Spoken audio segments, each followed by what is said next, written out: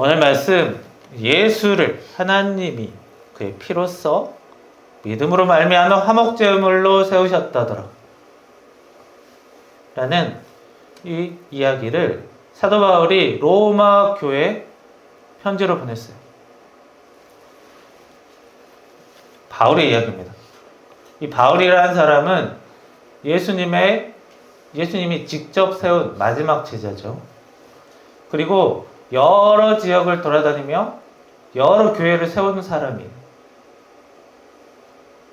그런데 고린도 교회, 에베소 교회 들어봤죠? 그런데 이 로마 교회는 바울이 직접 세운 교회가 아닙니다. 교회는 외국 교회는 꼭 바울이 세워야 한다 이런 법은 없죠.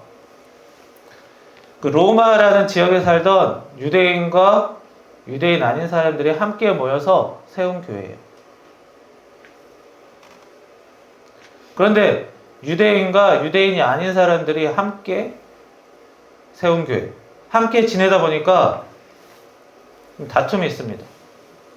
그 유대인들은, 그 로마 지역에 살았던 로마 교회를 세웠던 유대인들은 율법을 지켜야 구원을 받는다 이랬고, 그 이방인들은, 다른 사람들은 아니다, 굳이 그럴 필요 없다 이렇게 서로 대립했어요.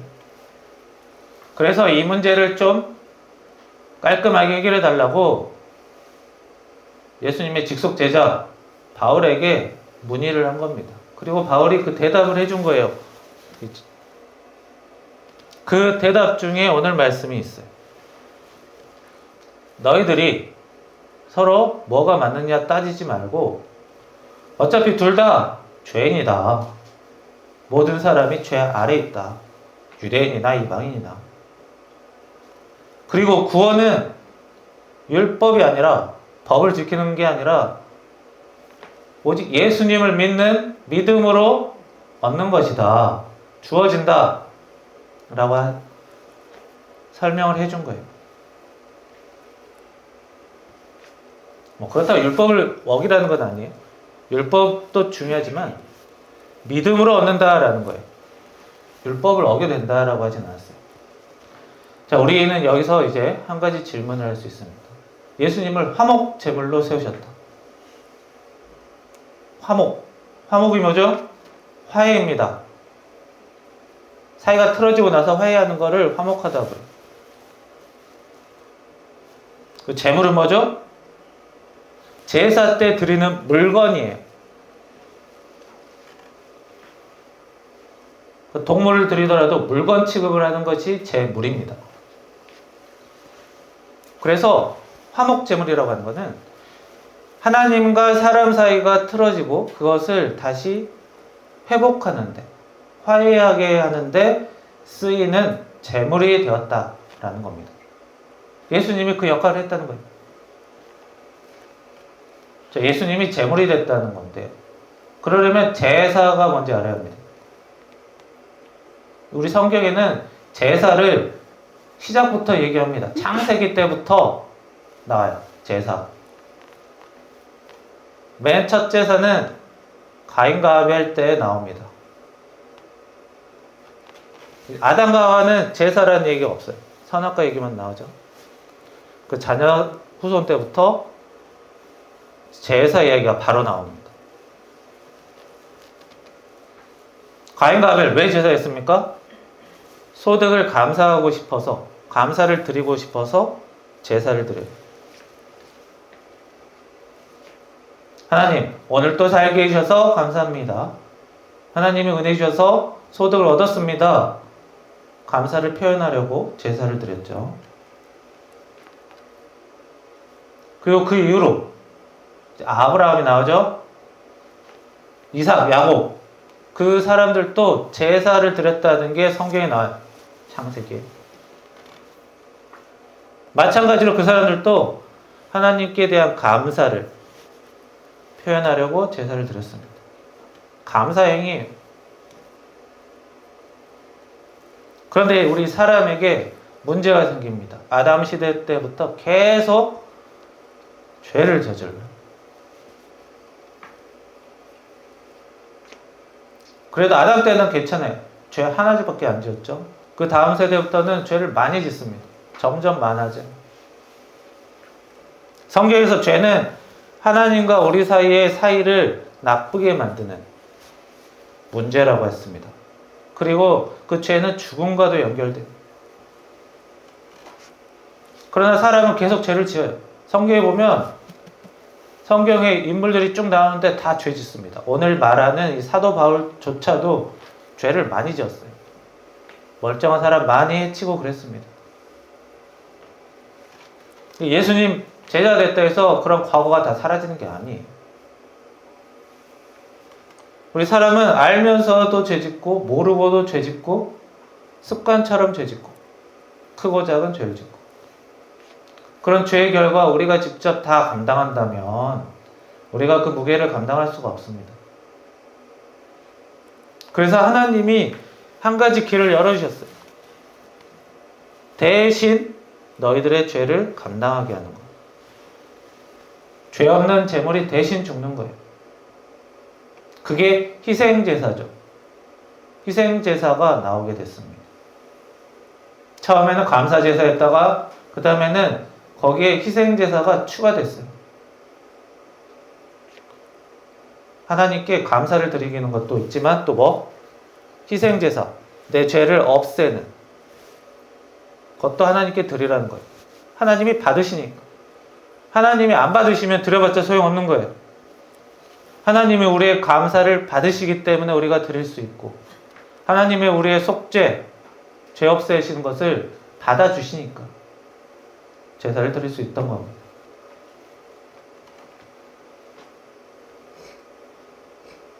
어떤 사람이 큰 빚을 졌다고 생각해 봅시다. 그런데 빚을 갚을 능력이 없어요. 빚은 계속 불어나요. 그런데 누군가 나타나서 빚을 다 갚아준다면 어떻게 되겠어요? 더 이상 빚지고 안 살아도 돼요. 속죄 제사는 이런 거예요. 내가 감당해야 될 죄값을 다른 존재가 대신 감당하는 겁니다. 왜 그래요? 왜 동물로는 제사해도 괜찮은 거예요? 하나님이 동물을 사람처럼 똑같이 소중한 존재로 봤으면 그냥 네가 죽지 왜 동물을 대신 하겠죠? 하나님이 사랑하는 정도가 다르다는 거예요. 존재 자체가 다르다는 거예요. 너의 죄를 뒤집어 쓰여도 괜찮다라는 거예요. 그만큼 하나님은 사람만 특별히 사랑하십니다. 다 같이 하나님이 지은 창조물이지만 사람을 더 사랑하시는 거예요.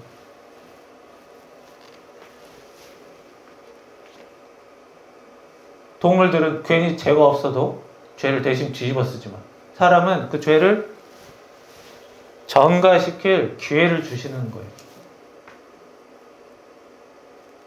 그러나 여기는 한계가 있어요. 사람의 죄가 제사로 감당하기 어렵다는 거예요. 반복해야 되고 모든 죄를 해결할 수도 없어요. 너무나 큰 죄를 지으면 그걸 동물에 떠넘겨도 소용없는 거예요. 살인죄, 거대한 사기죄 이런 것들은 동물 몇 마리 대신 죽는다고 해결되는 게 아니죠. 그러니까 점점 제사가 형식이 되고 문제가 해결 안 되고 바로 그러면서 예수님이 오세요. 예수님도 사람의 죄를 대신 짊어지고 십자가에서 죽으십니다. 여기까지는 동물 제사와 비슷해요. 대신 죽었다. 사람의 죄를 대신 가져갔다. 그런데 어떤 차이가 있습니까? 대부분의 제물들은 죽고 끝나요. 그러나 예수님은 죽고 끝나지가 않으셨습니다. 다시 살아나셨죠. 스스로. 이것이 모든 걸 바꾼 거예요. 세상 어떤 존재도 자기 죽음을 이겨내지 못합니다. 사람도 동물도 위인도 스스로 죽음을 뛰어넘지는 못해요. 하지만 예수님은 죽음을 넘으셨어요. 죽은 재물이 아니라 죽음을 이긴 재물. 동물 제사는 죄를 잠시 덮겠지만 예수님의 죽음과 부활은 죄 자체를 이겨버린 사건입니다. 예수님은 선지자도 아니고 스승도 아니고 오직 하나님의 아들만이 이런 일을 할 수 있는 거예요. 하나님의 아들이라는 증거가 되고 그 자체로 우리의 구원의 방법이 되는 거예요. 그런데 이 사건이 나하고 도대체 무슨 상관이에요? 예수님의 부활 2000년 전의 사건이죠. 역사책에 나오는 이야기처럼 보일 수도 있어요. 하지만 성경은 말해요. 믿음의 결국 영혼의 구원을 얻습니다. 예수님이 부활하셨다라는 것을 우리가 믿으면 영혼의 구원으로 이어진다는 거예요. 예수님이 내 죄를 사하시려고 죽으셨다, 살아나셨다 라고 우리가 받아들이면 그것이, 그 믿음이 우리 영혼의 구원으로 이어진다는 거예요. 단순히 역사책에 기록된 한 줄 사건이 아니에요.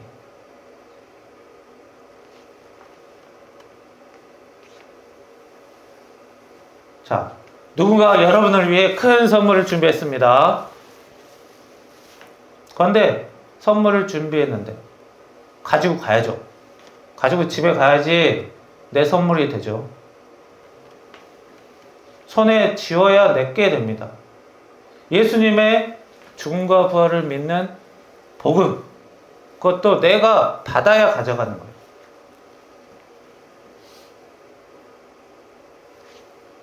예수님의 그 부활을 믿어야만, 인정해야만 비로소 나의 구원이 되는 거예요. 내 선물이 되는 거예요. 대신 믿음이라고 하는 사람마다 차이가 있어요. 강하게 믿는 사람, 약하게 믿는 사람, 너무 미적지근하게 믿는 사람도 있죠. 그러나 믿으면 돼요. 받아들이면 돼요. 너무 강한 부정만 안 하면 돼요. 나는 목에 칼이 들어와도 예수의 부활을 믿지 못하겠다. 이 정도만 아니면 그런 것 같다 정도만 돼도 충분한 믿음이 됩니다. 강하게 믿으면 좋겠지만 믿음이 약한 사람은 미적지근하게 믿어도 괜찮은 거예요. 하나님이 쉽게 만들어 놓으셨기 때문에 그렇습니다. 그렇다면 하나의 질문이 생깁니다. 그럼 믿기만 하면 어떻게 살아도 괜찮은 것인가? 예수님이 이렇게 말씀하셨어요. 예수님이 친히 말하셨어요. 나더러 주여 주여 하는 자보다 다만 아버지의 뜻대로 행하는 자야만 천국에 들어간다. 은혜 얻는다. 아버지의 뜻대로 행해야 돼. 그게 뭐죠? 가장 중요한 게 예수님을 하나님의 아들로 받아들이고 예수님의 복음을 믿는 거예요.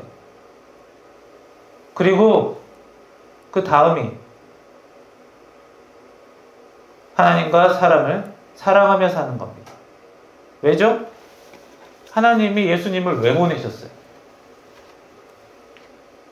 사람들을 사랑하시기 때문에 그 영혼을 죄에서 구원하시려고 보냈습니다. 무관심했다면, 사랑하지 않으셨다면 예수님을 보낼 이유가 없어요. 사랑했기 때문에. 하나님이 이 세상 사람들을 사랑하는데 사람이 그 사람들을 사랑하지 않으면 하나님이 좋아하시겠습니까? 게다가 여전히 예수님의 복음을 믿고 구원을 받았다 하더라도 죄의 유혹은 있어요. 주변에 죄 짓는 사람들, 잘못 가는 사람들이 많아서 그래요. 여전히 우리는 실수도 합니다. 하지만 방향은 달라야 돼요. 예전과는 달라야 돼요. 하나님을 사랑하고 사람을 사랑하며 사는 삶의 방향으로 가야 돼요. 그것이 예수님의 가르침이자 기독교입니다. 미움과 혐오가 아니에요. 더 잘 살겠다고 미워하는 게 아닙니다. 사랑의 삶은 구원을 위한 조건은 아니에요. 구원은 믿음으로 가는 거예요. 그러나 구원받은 사람이 앞으로 어떻게 살아야 되냐? 그건 사랑입니다.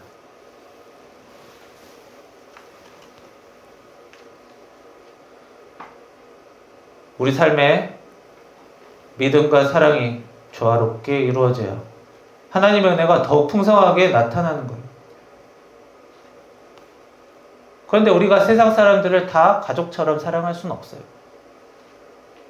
그래서 필요한 게 잘해주는 것보다 죄짓지 않는 거예요. 사랑하는 여러분, 예수님은 우리를 위해 화목제물, 죽는 제물이 됐습니다. 그 죄를 대신 짊어지고 십자가에서 죽으시고 부활로 이기셨어요. 그래서 우리는 더 이상 우리 영혼의 죄 문제를 위해 하나님께 무언가를 할 필요가 없어요. 그 대신 바울은 우리에게 이렇게 말합니다. 로마서에서 너희 몸을 하나님이 기뻐하시는 산 제물로 드려라. 이건 우리에게 죄값을 치르는 게 아니에요. 제물이라는 건 뭐였죠? 죽어야 되는 거예요. 예수님도 죽으셨죠? 그러면 산 제물 그 자체가 말이 이상한 거예요. 너희를 산 제물로 드려라. 제물은 죽어야 되는데 왜 살아있는 걸 드리는 거지? 죽으라는 게 아니라 너희들의 삶을 하나님께 드리면 그걸 하나님이 받아주신다는 거예요. 여기서 말하는 삶은 뭐예요?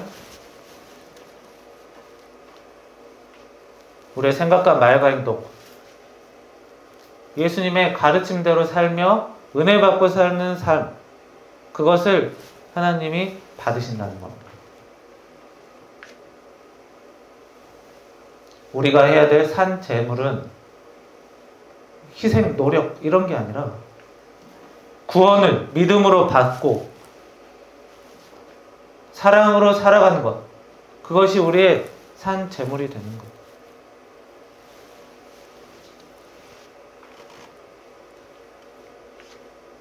다시 말해 주님이 주신 은혜를 통해 살면 된다는 겁니다.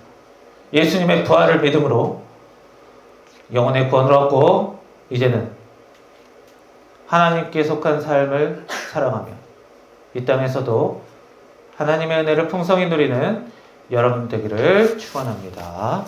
기도하겠습니다. 살아계신 하나님, 저희들에게 구원의 은혜를 허락하시며 강한 믿음, 약한 믿음조차도 구원을 얻게 하시고 저희들의 영혼의 안식을 천국에 들어가게 하심을 감사합니다. 그러나 저희들 주님께서 주시는 가르침대로 살며 삶의 은혜 받고도 살아야 하기에 저희들 산제물로서 하나님께 속한 삶으로 믿음으로 구원받은 삶, 사랑으로 은혜 받는 삶, 죄짓지 않는 삶, 이것을 하나님이 받으시기에 주님께 은혜 받으며 살아가고 싶습니다. 그러나 저희들이 부족할 때도 있고 원치 않은 상황에 놓일 때도 있습니다. 그럴 때 예수님의 가르침대로 살며 어려움들 잘 극복하고 필요한 것들은 주님께 은혜 받아서 저희들 주님께서 보시기에 옳은 삶을 살게 하시며 하나님이 기뻐하시는, 하나님이 받으시는 삶을 살아갈 수 있게끔 주여 인도해 주시고 은혜 허락하여 주시옵소서. 예수님의 이름으로 기도합니다. 아멘.